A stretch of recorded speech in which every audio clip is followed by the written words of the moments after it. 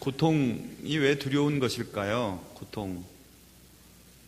고통이 두려운 것은 이유를 알 수 없을 때 두려워요. 왜 내가 이런 일을 당해야 되는지, 내가 살면서 왜 이런 일을 겪어야 하는지, 우리 가정에 왜 이런 어려움이 생겼는지 이유를 모를 때 두렵죠. 내가 뭐 잘못한 거 있나? 하나님 내게 벌을 주시는 거 아닌가? 신앙생활을 잘못해서 그런가? 부모를 잘못 만났나? 뭐 때문에 그렇지? 하고 고민해도 이유를 알 수 없을 때 고통이 두렵게 느껴지죠. 그런데 사실 고통이 더 두려운 것은 이유 없는 그 고통이 언제 끝날지 모르기 때문에 더 두려운 거예요. 평생 내 이렇게 아픈 거 아니야? 평생 우리 가정은 못 일어나고 이렇게 힘들게 지내는 것 아닐까? 평생 저 애는 엄마 아빠 속 썩이는 거 아닐까? 평생 쟤 애는 저렇게 사는 거 아닌가? 그런 생각이 우리를 두렵게 하거든요. 사실 두려움은 언제 끝날지 모르기 때문에 두려운 것이 더 큰 것 같아요. 오늘 본문에 다윗은 계속해서 반복해서 쓰는 단어가 있는데 그것은 어느 때까지입니까? 이겁니다. 어느 때까지 하나님? 어느 때까지요? 어느 때까지요? 어느 때까지요? 하면서 4번씩 반복하거든요.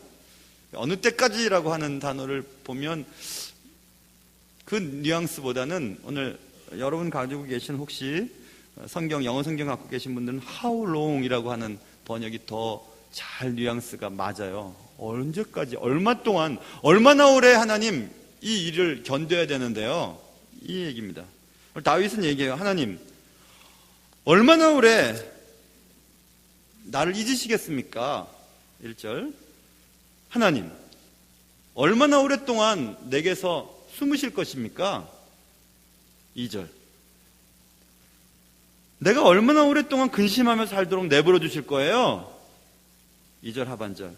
하나님, 내 원수가 나를 아프게 하는 사람들이 자랑하며 박수를 치도록 언제까지, 어느 때까지, 얼마나 오래 그렇게 내버려 두실 거예요, 하나님? 다윗은 그렇게 지금 고백하고 있어요.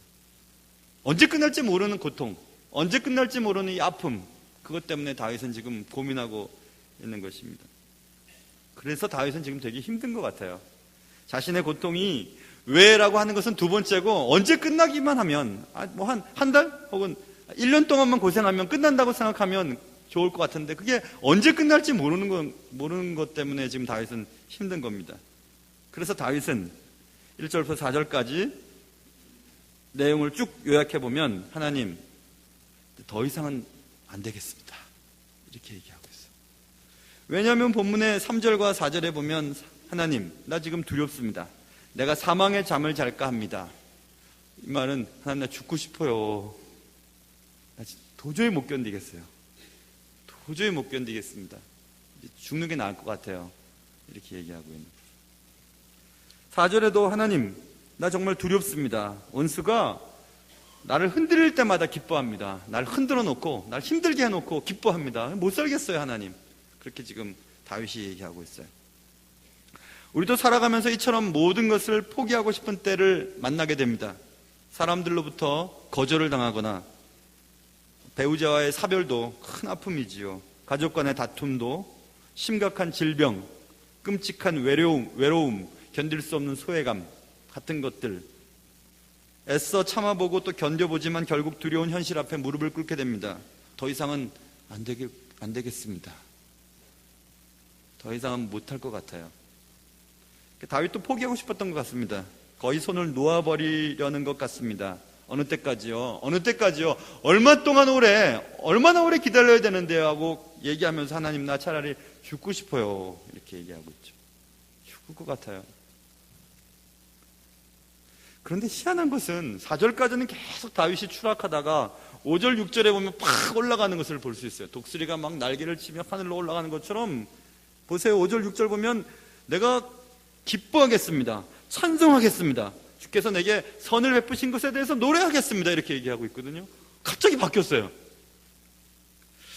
다윗을 그 두렵고 또 절박한 처절한 그 고통에서 다윗을 건진 것은 무엇이었을까요? 무엇 때문에 다윗은 그렇게 급작스럽게 그의 삶을, 그의 생각을, 그의 감정을 변화시킬 수 있었을까? 그것을 이제 생각해 보려고 합니다. 오늘 말씀을 통해 두렵고 또 힘든 고통의 시간들을 보내고 있는 여러분과 저에게 새로운 힘과 용기가 공급되어지는 은혜가 있으시기를 주님의 이름으로 축원합니다. 자, 다윗의 고통은 무엇이었을까요? 다윗이 왜 이렇게 고통을 하나님 앞에 토로하고 있을까? 이것입니다. 다윗의 고통을 살펴보기 전에 먼저 우리가 짚고 넘어가야 할 것이 있는데, 그것은 뭐냐면 고통이라고 하는 것은 누구에게도 예외 없이 찾아온다는 것입니다. 다윗만큼 정직하고 용감하게 그리고 하나님의 마음을 기쁘게 했던 사람은 아마 거의 없을 것입니다. 그런데 그런 다윗에게도 이와 같은 죽고 싶을 만큼의 고통이 찾아왔다고 성경은 얘기하고 있습니다. 이처럼 고통은 누구에게든지 예외 없이 찾아옵니다. 그래서 생활을 열심히 하면, 우리가 교회에서 열심히 생활하면, 직분도 잘 간다고 기도 열심히 하고 예배도 한 번도 빠지지 않고 새벽 예배 열심히 나가면 우리의 삶 속에 고통은 비껴갈 거야. 내 삶 속에 모든 문제들은 다 잘 될 거야. 오래 살 거야. 사업도 잘 될 거야. 아이들도 잘 될 거야. 내 몸의 건강은 책임져 주실 거야 라고 생각하는 것은 순진한 것이에요. 그러지 않습니다. 오히려 신앙 좋은 분들이 고통을 당하기도 하고 자녀 때문에 고통도 당하며 정말 법 없이 살 것 같은 사람들도 불의의 사고를 당해서 먼저 하늘나라로 가는 경우들도 많고요. 진짜 어려운 일들이 많기 때문에 그렇습니다. 왜 그럴까 한번 생각을 해봐야 될 것 같아요. 예전에 제가 영가초등학교 나왔잖아요. 영가초등학교 다닐 때 그 받아쓰기 공책을 만들어 와야 되는데 점이 이렇게 2개 딱딱딱딱 있는 거 집에 가서 몇 페이지까지 줄을 쳐오는 숙제가 있었어요. 줄을 이렇게 쳐오면 받아쓰기 시간에 그 줄에 맞춰서 글을 쓰는, 그러니까 집에서는 줄을 그어와야 되는 거예요. 선을. 열심히 걷어요. 걷고 나서 보니까 선이 다 삐뚤삐뚤 되어 있어요. 이쪽 점하고 이쪽 점하고 맞긴 맞아요. 자대고 걷으니까. 그런데 중간이 막 삐뚤삐뚤 되어 있었습니다. 왜 그럴까? 분명히 자대고 그었는데. 근데 이 공작 시간에 말입니다. 그때는 자가 철자도 없었고 플라스틱 자도 없었고 주로 대나무 자였잖아요. 나무로 된 거. 그래서 이제 칼로 자대고 이렇게 뭘 자를 때 칼이 자를 잘랐던 것 같아요. 그래서 이제 자가 삐뚤어진 거예요. 그 자를 대고 아무리 바르게 거도 다 삐뚤어진 거였습니다. 이게 뭐죠? 자가 다르면, 자가 삐뚤어지면, 자가 뒤틀려 있으면 선도 삐뚤어져 있는 거죠. 자, 우리가 왜 하나님을 잘 모시고 정직하게 살아도 이 땅에서의 고통이 우리의 삶을 비껴가지 않는가? 그것은 우리의 이 인생 자체가 왜곡되어 있기 때문에 그래요. 삐뚤어져 있어요, 세상이. 타락으로 인하여 이 세상이 정직한 사람은 정직한 대가를 받고 열심히 일하면 열심히 좋은 결과를 얻고, 그게 아니에요. 세상이 삐뚤어져 있습니다. 거짓말 치고 그리고 나쁜 생각을 먹고 막 그렇게 해도 잘 사는 사람이 있고, 정직하게 잘 살아도 평생 고생만 하고 사업도 안 되고 애를 쓰고 빌어먹고 이렇게 사는 사람들도 있습니다. 왜 그럴까요? 세상이 비뚤어져 있기 때문에. 예전에 공부하던 그 학교의 선생님, 닥터 마우어라고 하는 교수님이 있었어요. 리차드 마우어였는데요. 그 학교 총장님이셨어요. 13년도에 은퇴를 하셨는데 1993년도에 시작했으니까 딱 20년 봉직하고 은퇴하신 아주 기독교 철학자 중에서는 위대하신 분이죠. 그분이 수업 시간에 이런 얘기를 많이 했습니다. distorted truth라고 하는 얘기를 많이 했어요. distorted라는 뜻은 뒤틀려 있다는 뜻이거든요. 왜곡되어 있다. 뭐가요? 뒷부분 truth, 진리가 왜곡되어 있다는 거죠. 세상이 진리 자체가 왜곡되어 있기 때문에 우리가 붙잡는 진리를 우리가 붙잡고 살아가려고 해도 우리의 삶이 바르지가 않아요. 우리가 아무리 교통을 잘 지키고 쓸 때 쓰고 좌회전할 때 좌회전하고 해도 사고가 나기도 하고 말입니다. 정직하게 살아도 남한테 미움도 받고 배신도 당하고 사업이 망한 일도 허다하게 많기 때문에 그래요. 진리가 뒤틀려 있는 거예요. 그래서 수업 시간에 그 선생님이 그런 얘기를 참 많이 했어요. 그러면서 또 하나의 그 단어 얘기를 하셨던 게 기억나는데요. 그것은 uncommon. common은 common sense라고 하면 상식 이런 거잖아요. 일반적이 보통 사람들 상식 커먼. 네, 앞에 uncommon. 상식적이지 않다는 거예요. 그리고 뭐 드물고 희한하다 이런 뜻으로 해석할 수 있잖아요. uncommon. decency라고 하는 단어를 썼어요. uncommon decency. decency는 품위 체면이라는 뜻인데요. 희한한 품위 체면. 이게 한국말로 최근에 몇 년 전에 번역되어 나왔어요. 책이. 이게 뭐냐 하면 책 제목이요. 제목을 제가 어떻게 번역했는지 잘 모르겠는데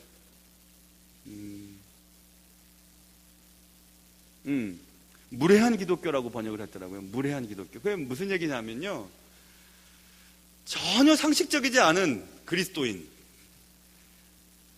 참 보기 드문 품위를 가진 품격, 말의 품격이라든지 인격이라든지 이런 그리스도인들이 세상에 있다는 거예요. 그래서 세상의 그리스도인들, 참된 그리스도인이 욕을 먹고 진정한 그리스도 교회가 세상으로부터 손가락질을 당하는 일들이 있다고 선생님이 얘기를 해주셨어요. 상식적이지 않고 또 희한하고 보기 드문 그런 인격, 그런 것을 가진 사람들의 모습들. 이게 뭐죠? 뭘 말하는 거죠? 그런 것이? 세상 자체가 지금 삐뚤어져 있습니다. 그렇기 때문에 우리가 정직하게 살아도 우리의 삶에 다가오는 고통을 우리가 비껴갈 수 있는 능력이 없어요. 그래서 우리가 인정해야 돼요. 먼저 내가 기도를 열심히 하고 바로 살고 정직하게 살고 기도를 열심히 해도 내 삶 속에 찾아오는 고통의 문제를 비껴가게 만들 수는 없다는 사실을 먼저 인정하고 그 다음을 넘어가야 돼요. 자, 그래서 다윗이 당한 고통 속에서 다윗은 지금 괴로운 것입니다. 근데 사실 다윗의 고통은요, 오늘 본문에 보면 그가 하나님, 나의 원수가 나를 치면서 자랑을 합니다. 원수가 나를 막 힘들게 하면서 막 자랑해요. 그리고 또 3절에 보면 4절에 나의 원수 그리고 나의 대적들, 4절 하반절에 나의 대적들이 나를 막 쳐서 흔들어 놓고 막 기뻐해요. 박수를 치면서 기뻐해요. 그것 때문에 지금 다윗이 힘들다는 것을 다윗의 입을 통해서 알 수 있지만 사실 다윗이 힘든 것은 그게 아니었어요. 다윗이 지금 시편 13편을 기록하면서 13편 1절을 한번 여러분 눈여겨보시면 여호와여, 지금 다윗이 하나님을 부르면서 제일 힘든 게 뭐냐면 어느 때까지입니까? 라고 얘기하면서 나를 영원히 잊으십니까? 주의 얼굴을 내게서 어느 때까지 숨기시겠나이까? 이렇게 얘기하는 것이 다윗을 힘들게 한 거예요. 그게 뭐냐면 그런 원수들, 대적들의 그런 나를 힘들게 하는 것들은 두 번째고, 그런 원수들과 그런 대적들이 나를 치며 나를 흔들어 놓고 기뻐하고 좋아하고 박수를 치고 있는데도 하나님은 내 삶에 대해서 아무런 관심을 보이지 않군요. 왜 내 삶에서 숨으셨어요? 내가 부르짖어도 듣지 않으세요? 왜 응답하지 않으세요? 라고 하는 다윗의 절박함이 1절에 있어요.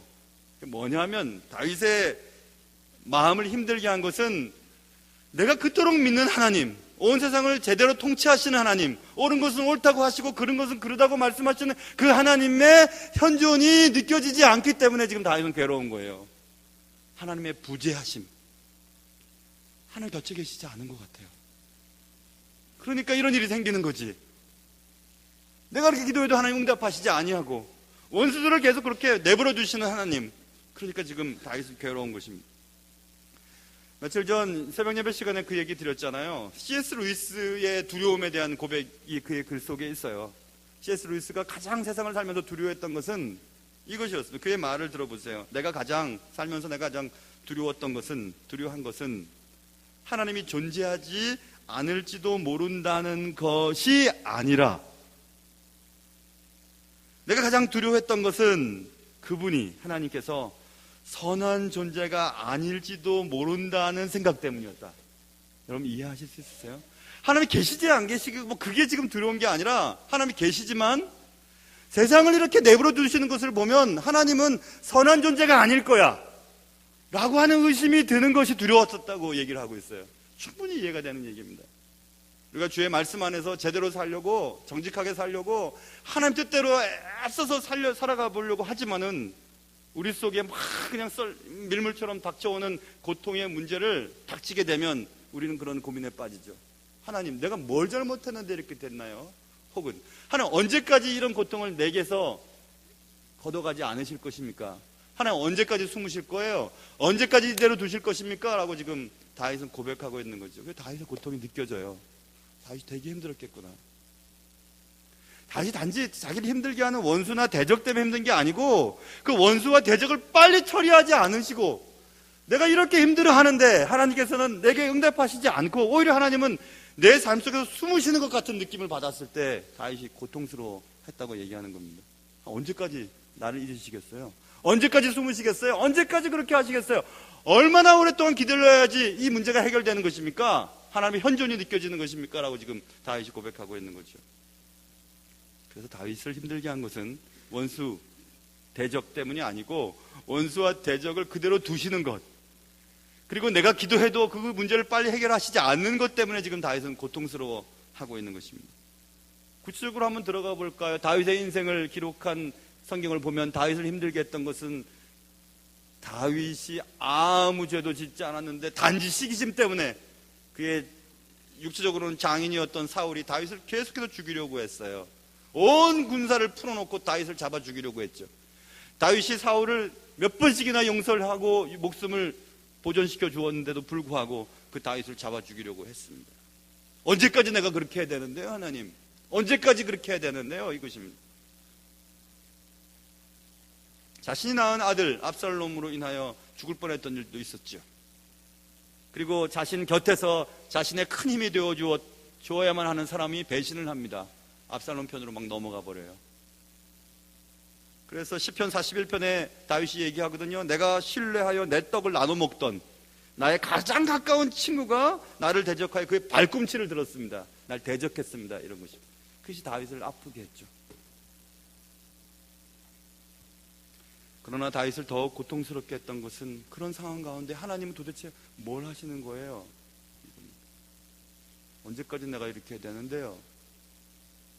내가 왜 아프고 힘들 때 하나님 가만히 계시는 거예요? 이겁니다. 하나님의 현존이 느껴지지 않는 두려움, 그것이 다윗을 가장 힘들게 했죠. 고통의 끝을 알 수 없는 절망.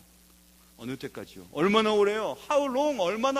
얼마나 더 기다려야 되는데요?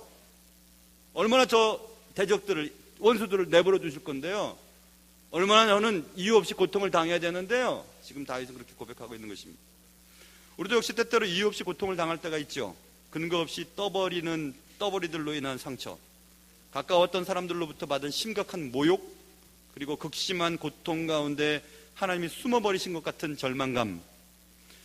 아니, 하나님이시라면 지금 이렇게 가만히 계시면 안 되는 것 아닌가요? 하나님, 언제까지요? 어느 때까지요? 언제까지 나를 내버려 두실 건데요? 숨어 계실 건가요? 원수를 가만히 두실 겁니까? 어느 때까지요? 어느 때까지? 지금 계속해서 다윗은 절망하면서 외치고 있는 것입니다. 만약 하나님이 정말로 나를 사랑하신다면 왜 이 슬픔과 고난과 고통을 단번에 멈추시지 않는 것입니까? 이 얘기죠. 그래서 다윗은 얘기하는 겁니다. 하나님, 나 차라리 죽고 싶어요. 나 죽는 게 나을 것 같아요.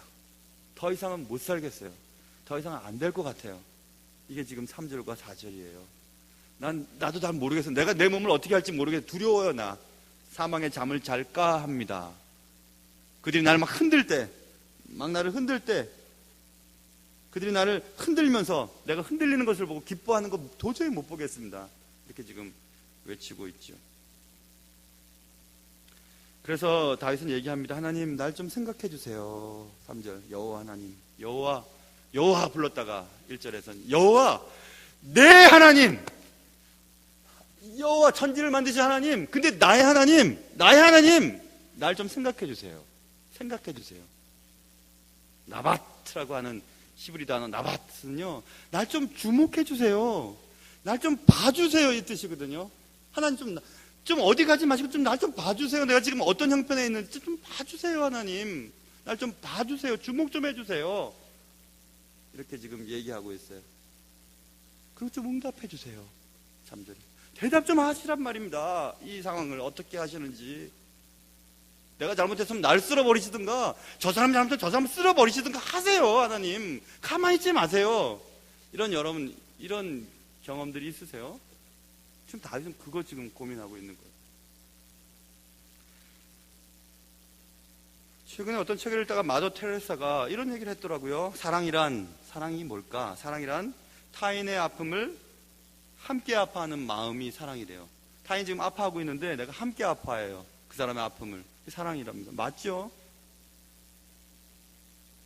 그럼 다윗은 이렇게 얘기하는 겁니다. 하나님 사랑이시라면서요. God is love. 하나님 사랑이시라면서요. 나 사랑한다면서요. 근데 사랑하는 대상을 향해 하나님은 왜 내가 아파하는데 아무것도 안 하시는 거예요? 오히려 숨기만 하시는 거예요. 그래서 이제 다윗은 마지막 끈을 한번 놓아버리려고 해요. 더 이상은 안 되겠습니다. 그만하겠어요. 지금 이 얘기를 3절 4절에서 하고 있어요. 근데 희한한 것은요, 5절 6절 보면 그렇게 추락했던 다윗이 하늘로 올라갑니다. 그러면서 하나님 나 기쁩니다, 나 찬송합니다, 내게 선을 베푸시는 하나님을 노래합니다 하면서 끝나요. 야, 무슨 일이 벌어졌죠?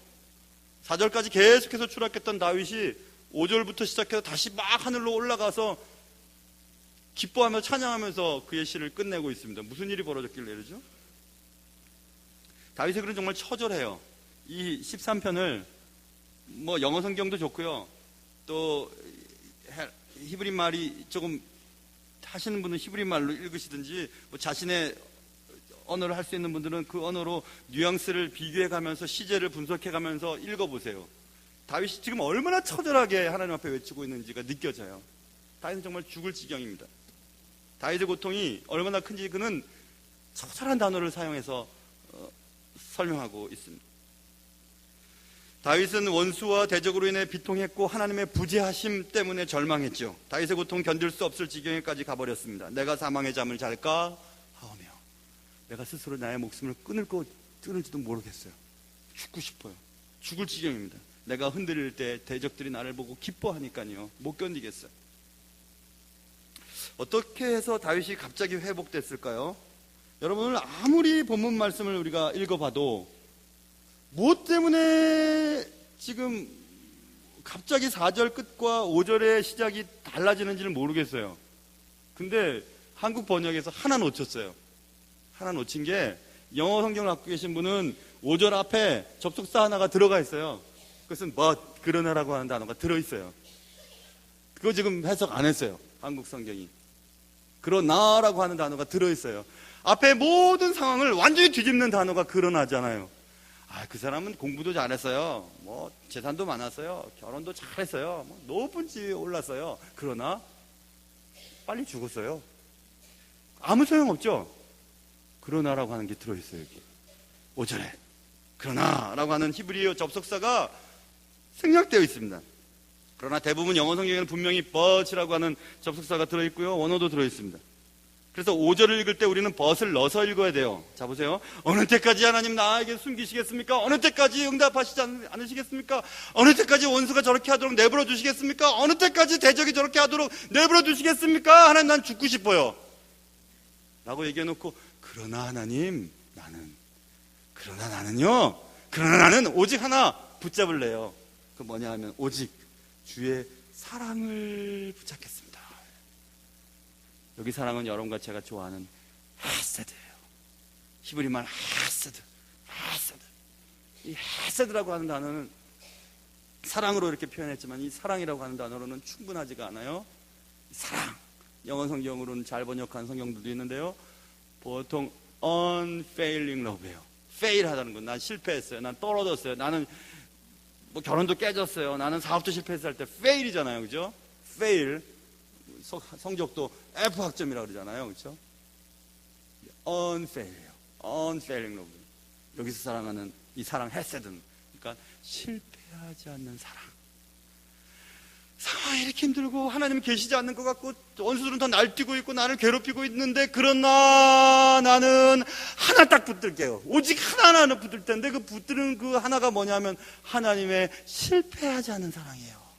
하나님의 포기하지 않는 사랑입니다. 하나님의 변하지 아니하는, 아니 변할 수 없는 하나님의 사랑, 하나님의 자녀를 끝까지 지키시고 인도하시고 결국 모든 것이 작동하여 합력하여 작용하여 선을 이루시는 하나님의 그 사랑을 나는 믿습니다. 이렇게 지금 다윗은 얘기하고 있는 거예요. 눈물 났어요. 이 본문 말씀을 가만히 있다가 상황은 달라지지 않고 이유 없이 일들이 벌어지고 있고 아무리 옳게 살라고 해도 이런 일들이 생길 때, 그래서 그만두고 싶어요. 하나님 더 이상은 못하겠어요 라고 생각이 들 때, 그러나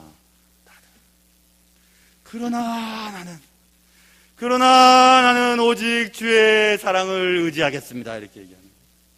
주의 변치 않는 사랑, 포기하지 않는 사랑, 아니 변할 수 없는 사랑, 실패 없는 사랑, 그 사랑을 내가 의지하겠습니다. 그 뒤집어진 거예요. 오늘 5절에 써 있어요. But I trust in your unfailing love. NIV에 써 있어요. 그러나 나는 신뢰합니다. 당신의 포기하지 않는, 실패하지 않는 그 사랑 앞에 나의 닻을 내리는 거예요. 아무리 내가 요동치고 아무리 흔들려도, 아무리 나를 흔드는 사람이 있어도 내가 하나님의 사랑에 이렇게 닻을 내리는 거죠. 나 안 흔들려요. 하나님이 결국, 하나님이 옳은 것은 옳다, 그런 것은 그렇다, 모든 것을 다 하실 그의 사랑에 내가 있으니까. 다윗이 얘기합니다. 그래서 아무리 한국 성경으로 뒤집어봐도 4절에서 5절에 극적인 변화가 느껴지질 않아요. 거기에 그러나라는 말을 딱 넣었어요. 그러나 나는 세상이 다 변해도 그러나 나는, 세상이 뭐라 한다 해도 나는, 다윗은 이런 표현을 많이 해요. 천만인이 나를 둘러싼다고 해도 나는 두렵지 않다. 그러나 나는 두렵지 않다. 하나님이 계시니까. 이런 얘기 많이 하잖아요. 다윗이 그랬어요.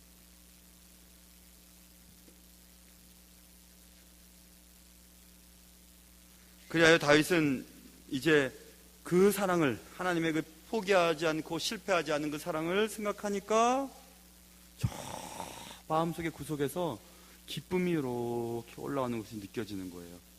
그 기쁨은 5절 하반절, 나의 마음은 주의 구원을 기뻐하리다. 나를 기막힌 웅덩이에서 건지시고 단단한 바위에 놓으시고 나를 나보다 높은 곳에 올리시고 사슴 높은 곳을 다니는 사슴의 발처럼 나를 만드실 그 하나님 앞에 내 인생이 맡겨져 있다는 생각을 하니까 나의 살고 죽고 나의 성공과 실패가 주의 손에 있다는 것을 깨닫게 되는 거죠. 그래서 내 속에 기쁨이 이렇게 모락모락 올라오는 거예요. 상황은 달라지지 않았지만 내 속에 그것을 견딜 수 있는 힘이 생기는 거죠. 주의 구원을 기뻐하리다, 이거 얘기하고 있어요. 기쁜 게 아니에요. 기뻐하리다. 내가 그렇게 하겠다는 거예요. 다시 그렇게 하겠다는 것입니다. 뭐 때문에요? 주의 unfailing love 때문에, 주님의 실패하지 않는 사랑 때문에 내가 그렇게 하겠다는 것입니다. 얼마나 멋진지 몰라요. 얼마나 힘이 되는지 몰라요. 그러면서 다윗이 얘기하죠. 내가 여호와를 찬송이지 하겠다. 찬송하겠다. 더 이상 하나님 앞에 언제까지요? 어느 동안까지요? 얼마나 많이요? 라고 얘기하지 않고 내가 이제 찬송하겠다. 이는 왜냐하면, 왠지 아냐? 내가 왜 하나님을 찬송하는지 아냐? 이는 주께서 내게 은덕을 베푸심이로다. 은덕은 뭐 옛날 단어죠. 주께서 내게 항상 선을 베풀어 주셨기 때문입니다. 이것이. 은덕을 베푸심이로다. 이것도 시제나 이런 것들을 고려해서 읽으면 이런 것입니다. 지금까지 내 삶을 하나님께서 계속해서 선을 주시기 위해서 인도하셨다는 것을 다윗이 깨닫고, 그래, 이 문제도, 앞으로의 이 문제도 잘 될 거라고 이제 믿는 거예요. 그게 다윗의 이 마지막 고백이었습니다. 그래서 다윗은 회복되었어요. 과거에 베푸셨던 은혜를 다시 떠올리는 것, 그것은 현재 우리의 삶의 고통의 문제를 해결하는 일에 있어서 굉장히 중요한 요건이 됩니다. 여러분, 지금 현재 여러분이 이렇게 자리에 앉아 계신 것, 지금까지 인생을 한번 돌이켜보세요. 놓고 싶은 것, 놓치고 싶은 것, 그리고 그만두고 싶은 것, 포기하고 싶은 것 얼마나 많았습니까? 그때마다 이겨냈잖아요. 또 건너뛰었잖아요. 넘어왔잖아요. 그래서 여기까지 있잖아요. 과거를 생각해 보시면서 과거에 하나님께서 내게 선을 베푸셨다는 것 때문에, 그렇기 때문에 나는 하나님을 찬송하겠습니다. 하나님의 포기할 수 없는 그 사랑, 실패하지 않는 사랑 때문에 나의 구원은 주께 있습니다. 그래서 그 구원 때문에 나는 기쁩니다. 이렇게 지금 다윗이 고백하는 것입니다. 얼마나 멋진지 몰라요. 우리가 기도하고 상황이 달라지지 않고 하나님 다 쓸어버리세요 저거. 아니면 날 쓰르시든가, 내가 잘못했으면 빨리 해결하십시오. 하나님 숨을 쉬지 마시고 라고 우리가 기도해도 아무것도 변하지 않는 느낌이 들 때가 있어요. 그때도 그만두지 마시고 포기하지 마시고 견디십시오. 잘 견뎌 보십시오. 하나님께 잊혀진 존재가 되어버린 것 같은 고통이 다윗을 힘들게 했죠. 하나님이 부재하신 것 같은 그 두려움이 다윗을 더 힘들게 했습니다.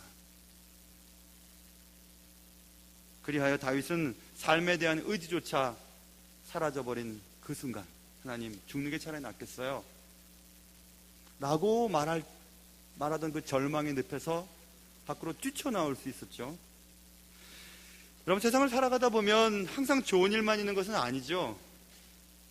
그랬으면 좋겠지만은 신앙생활을 잘한다고 해서 나쁜 일들이 우리의 삶을 다가왔다가 비껴가지도 않습니다. 제대로 주님 앞에 정직하게 제대로 해본다고 해도 모든 사람들이 나를 좋아하는 것도 아니에요. 우리는 시기심으로 헐뜯는 사람들, 근거 없는 소문을 막 퍼뜨리는 사람들, 악에 찬 험담꾼들과 함께 살아가고 있기 때문에 그렇습니다. 그래서 마음을 핥히는 말을 하고요, 폭력적이고 거친 행동들을 하면서 사람들의 자존심을 꺾어버리기도 하고, 재정적인 고통 문제 때문에 한없이 추락하기도 하고요, 치명적인 건강의 위험 때문에 너무 주눅이 들 때도 있습니다. 이런 것들은 우리를 고통의 늪으로 막 던져버리지요. 그때 우리는 주님을 막 기어가면서 찾으려고 애를 써요. 하나님, 좀 도와주세요. 나 지금 이러니까 해결해 주세요. 근데 웬일인지 하나님 보이시지 않아요. 느껴지지도 않고요. 마치 일부러 숨으신 것 같아요. 오늘 본문처럼 꼭 필요할 때 안 보이는 물건처럼 하나님이 필요할 때 계시지 않아요. 그런 경험들이 많았어요. 응답하시지도 않고요. 그리고 원수는 더 힘을 얻어서 나를 치며 자랑하죠. 나를 이겼다고 박수를 치면서 기뻐해요. 어느 때까지 기다릴까요? 하나님, 얼마나 오랫동안 참아야 되나요? 얼마나 오래요? 얼마나 오래요? 못하겠어요. 그만두겠어요. 하나님이 가장 절실히 필요하다고 느껴질 때 우리에게서 물러나서 숨어버리시는 것 같은 느낌을 갖고 하나님 앞에 얘기해. 하나님 대체 왜 그러시는 거예요? 더 이상은 안 되겠습니다. 하나님 이제 포기할래요. 그만 됐습니다. 이제 하나님 이 정도만 하면 됐죠. 어차피 뭐 주의 것인데. 그런데 여러분, 삶이 고통스러워서 우리의 삶을 우리 스스로 끊어버린다면 문제가 해결될까요? 하나님이 어떤 적당한 때에 그 문제를 해결하시기 위해 하나님의 때를 지금 기다리고 계시는데, 그 전에 우리가 정지를 해버리고 우리 스스로 결정을 내버린다면 그 고통의 해결의 기회가 다시는 없어요. 우리에게 고통이 끝나지 않는 그곳에서 계속 우리가 멈춰 있다면 그곳이 바로 지옥 아니겠습니까? 여러분, 기도하고 싶을 때는 기도하세요. 주님과 더 가까워질 수 있기 때문에 그래요. 그런데 기도하고 싶지 않을 때가 있어요. 기도해도 들려지지도 않고 하나님 말씀도 안 하시고 상황은 달라지지 않고 계속 어려움에 처해 있을 때가 있습니다. 기도하고 싶지 않아요. 그때도 기도해야 돼요. 그때 기도하지 않으면 하나님과 가장 멀어질 수 있기 때문에 그래요.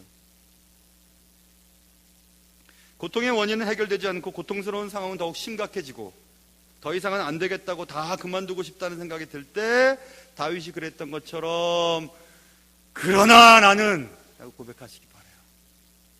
세상은 그렇고 상황은 이렇고 너희들은 그렇고 너희들은 그렇지만 그러나 나는 하나님의 사랑을 붙잡을 거야.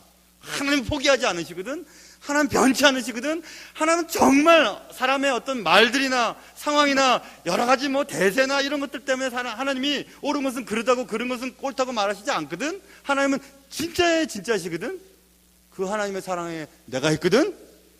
나는 하나님의 구원의 결과이거든 하고 믿으시기 바라요. 하나님의 포기하지 않는 사랑은 오늘도 우리를 살게 합니다. 하나님의 변치 않는 사랑은 우리의 삶을 포기하지 않도록 만들어줍니다. 하나님의 정확한 하나님의 사랑은 오늘도 우리를 다시 일어날 수 있게 만들어줍니다. 지금까지 내 인생에 허락하신 선하신 일들을 한번 기억해 보세요. 그리고 지금 우리가 닥치고 있는, 지금 우리가 경험하고 있는 고통도 분명히 넘어갈 것이라고 믿으시기 바라요. 그럴 때 여러분과 저의 삶은 다시 힘을 낼 수 있을 것이고, 하나님을 찬양할 수 있을 것이고, 더 이상은 안 되겠다고 말할 때 다시 시작할 수 있는 용기가 주어질 것입니다. 모쪼록 여러분과 저에게 그런 축복과 은혜와 용기와 사랑이 넘치시기를 주님의 이름으로 축원합니다. 하나님 아버지, 언제까지 참아야 되는데요? 얼마나 오래 기다려야 되는데요? 하나님, 다 쓸어버리시든가 날 쓸어버리시든가 하세요. 왜 숨으세요? 하나님, 왜 응답하지 않으세요? 하나님, 이제 더 이상은 안 되겠습니다. 그만할래요. 포기할래요. 그만 됐습니다. 그러나 나는 하나님의 unfailing love, 하나님의 실패하지 않는 사랑을 믿습니다. 그 하나님의 사랑이 나를 여기까지 인도했음을 믿습니다. 하나님의 구원의 은혜가 나를 이곳까지 이끌어 주셨음을 믿습니다. 하나님, 그 믿음 가지고 다시 일어나게 하시고, 하나님이 언젠가 가장 최선의 방식으로 최선의 결과를 내게 주어 주실 것을 기대하면서 잘 버티게 하시고 잘 살아가게 도와주시옵소서.